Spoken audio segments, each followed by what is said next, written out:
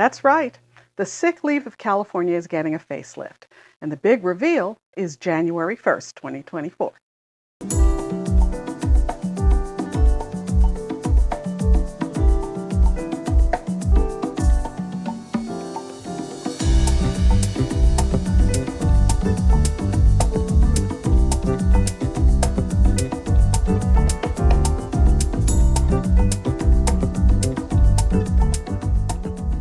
Hi, entrepreneurs. I'm Vicky Brown, and you're in the right place if you want to engage your team, boost your business, and grow your leadership muscle.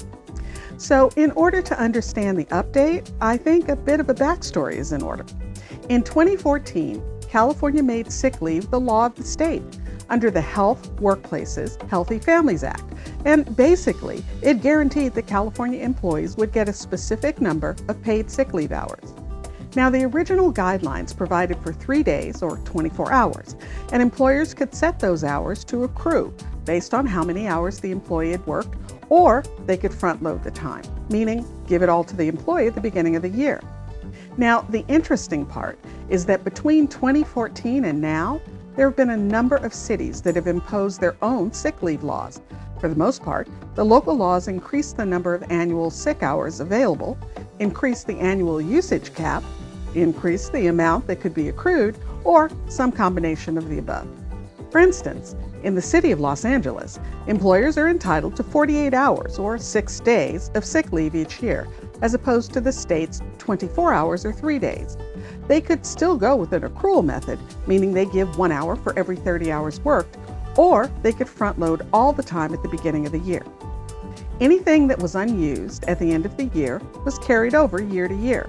But employers could cap the amount available to 72 hours.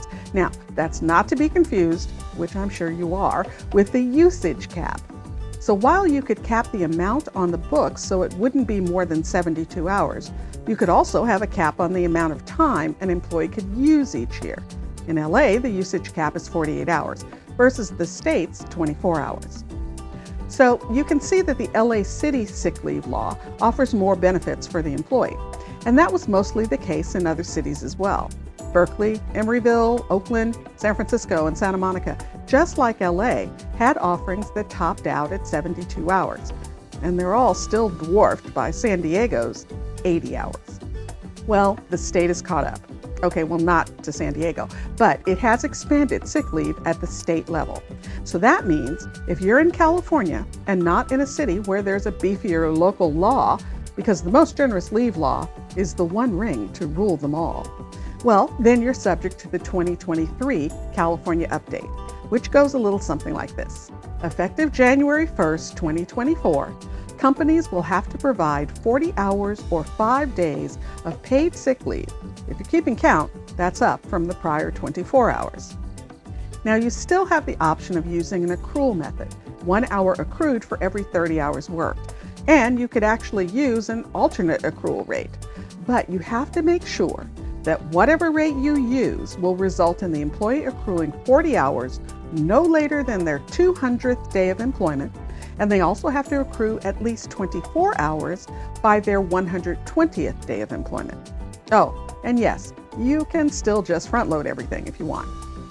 Now, the annual usage cap has been increased too.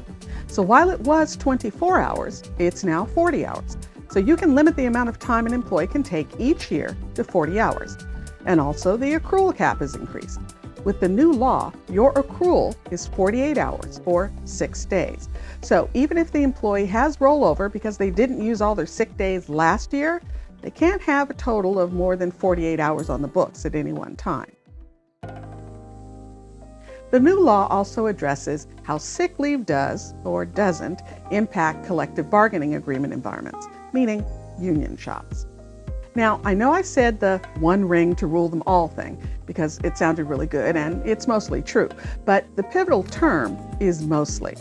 There are circumstances where the local law is a bit more flexible and state law specifically preempts it. Things like if the local law says the company has to pay out unused sick days at termination, the state law says no, they don't. So, what should you do to get ready? Well, first, look at your local ordinances. Figure out if you actually are subject to a local sick leave law and what the details are. Then, take a look at your handbook policy and the details of the new law's updates. That way you can figure out how much it might impact your company. Now, I wouldn't suggest tackling a rewrite of your policies on your own. Give your HR expert or labor attorney a call for help with updating your handbook.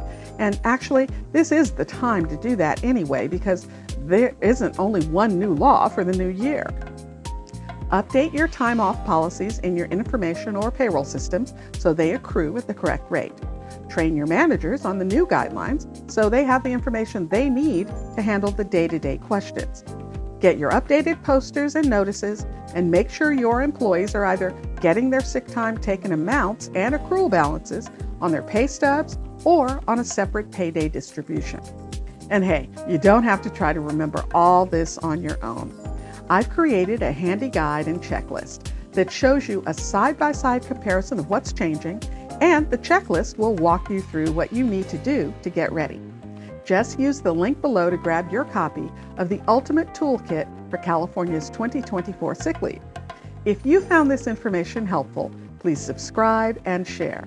And remember, your inspired leadership is the secret sauce to having a high-performance team and a wildly successful business you'll love.